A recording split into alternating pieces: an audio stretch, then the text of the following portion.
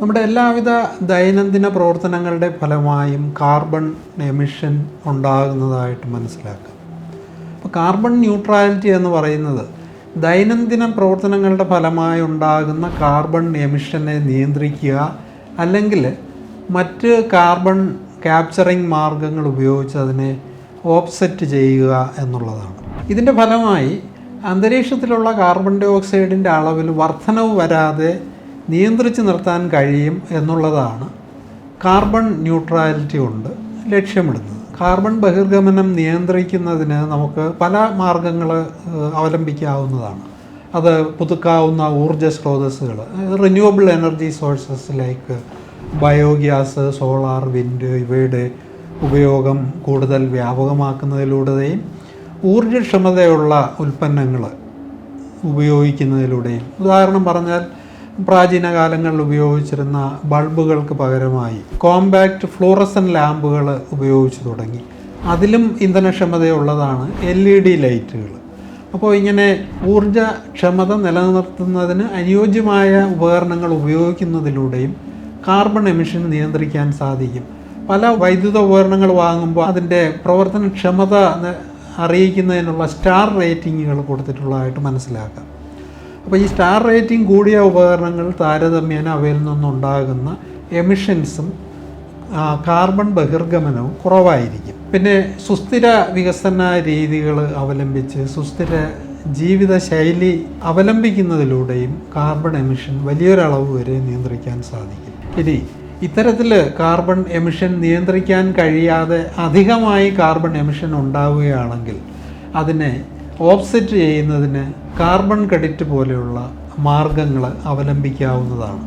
സ്വന്തമായി എമിഷൻ പൂർണ്ണമായി നിയന്ത്രിക്കാൻ കഴിയാത്ത സ്ഥാപനങ്ങൾ സാധാരണ കാർബൺ ക്രെഡിറ്റ് വാങ്ങി അതിന് എത്രത്തോളം എമിഷൻ ഉണ്ടാക്കുന്നോ അതിന് തുല്യമായ അളവിൽ കാർബൺ ക്രെഡിറ്റുകൾ വാങ്ങി അവരുടെ കാർബൺ എമിഷൻ നിയന്ത്രിക്കുന്നത് വ്യാപകമായി നടപ്പാക്കുന്ന ഒരു പദ്ധതിയാണ്. കാർബൺ ന്യൂട്രാലിറ്റി ഒരു യാഥാർത്ഥ്യമാക്കി കൊണ്ടുപോകാൻ കഴിഞ്ഞാൽ കാലാവസ്ഥാ വ്യതിയാനം ഗണ്യമായി നിയന്ത്രിക്കാൻ കഴിയും എന്നാണ് പഠനങ്ങളിലൂടെ മനസ്സിലാക്കാൻ സാധിച്ചിട്ടുള്ളത്.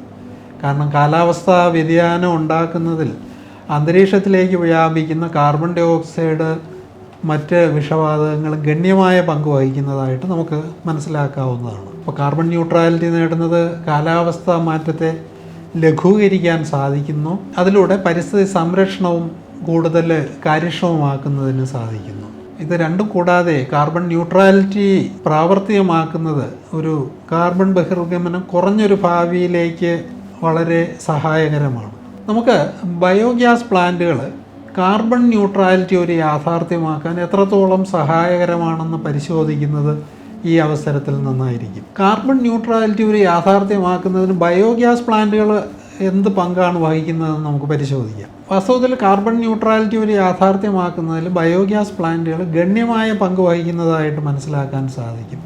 ഇവ ജൈവമാലിന്യങ്ങളെ യഥാസമയം സംസ്കരിച്ച് പുതുക്കാവുന്ന ഊർജ്ജമാക്കി മാറ്റുന്നതിലൂടെയും ജൈവമാലിന്യങ്ങൾ പൊതുസ്ഥലത്ത് ഡംപ് ചെയ്യുന്നതിലൂടെ അതിൽ നിന്നുണ്ടാകുന്ന അന്തരീക്ഷത്തിലേക്കുള്ള വിഷവാതകങ്ങളുടെ വ്യാപനം ഗണ്യമായി നിയന്ത്രിക്കുന്നതിനും ബയോഗ്യാസ് പ്ലാന്റുകൾ സഹായിക്കുന്നു. ജൈവമാലിന്യ സംസ്കരണത്തിലൂടെ ഉൽപ്പാദിപ്പിക്കുന്ന ബയോഗ്യാസ് പരമ്പരാഗത ഇന്ധനങ്ങൾക്ക് പകരമായി, അതായത് ഫോസിൽ ഇന്ധനങ്ങൾ, പെട്രോളിയം, കൽക്കരി തുടങ്ങിയ ഫോസിൽ ഇന്ധനങ്ങൾക്ക് പകരമായി ഉപയോഗിക്കുന്നതിലൂടെ അവയിലൂടെയുള്ള കാർബൺ ഡൈ ഓക്സൈഡിൻ്റെ ബഹിർഗമനവും നിയന്ത്രിക്കപ്പെടുകയാണ്.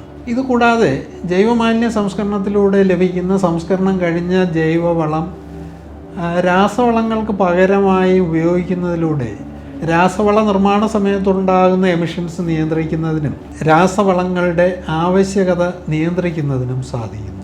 ജൈവമാലിന്യങ്ങളുടെ യഥാസമയമുള്ള സംസ്കരണവും വിഷവാതകങ്ങൾ അവയിൽ നിന്ന് ബഹിർഗമിക്കുന്നത് നിയന്ത്രിക്കാൻ സാധിക്കുന്നതിലൂടെയും ബയോഗ്യാസ് പ്ലാന്റുകൾ ഏറ്റവും കുറഞ്ഞ കാർബൺ വ്യാപനം സാധ്യമാക്കുന്നതിന് സുസ്ഥിരമായ ഒരു സർക്കുലർ സാമ്പത്തിക വ്യവസ്ഥ കെട്ടിപ്പടുക്കുന്നതിനും ഗണ്യമായ പങ്ക് വഹിക്കുന്നതായിട്ട് നമുക്ക് മനസ്സിലാക്കാൻ സാധിക്കും. നെറ്റ് സീറോയും കാർബൺ ന്യൂട്രാലിറ്റിയും തമ്മിൽ എന്തെങ്കിലും വ്യത്യാസമുണ്ടോ എന്ന് പരിശോധിക്കാം. നെറ്റ് സീറോയും കാർബൺ ന്യൂട്രാലിറ്റിയും അന്തരീക്ഷത്തിലേക്കുള്ള കാർബൺ വ്യാപനത്തെക്കുറിച്ചാണ് പ്രതിപാദിക്കുന്നത്. എന്നാൽ നെറ്റ് സീറോ എന്ന് പറയുന്നത് കാർബൺ വ്യാപനത്തെ നിയന്ത്രിക്കുന്നതിനാണ് കൂടുതൽ പ്രാധാന്യം നൽകുന്നത്.